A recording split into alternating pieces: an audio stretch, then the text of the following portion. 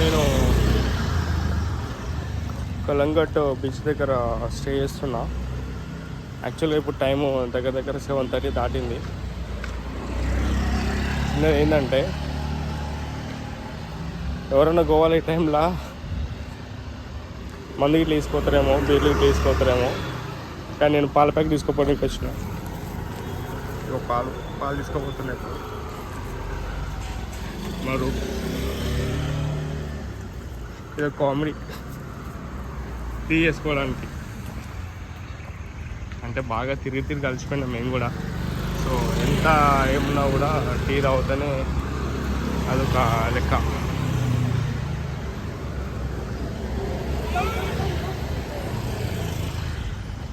So లైట్గా ఇట్లా tea తాగి మళ్ళీ ఇక్కడికి వెళ్ళే ముందు ఎక్స్ప్లోర్ చేసుకోవాలి.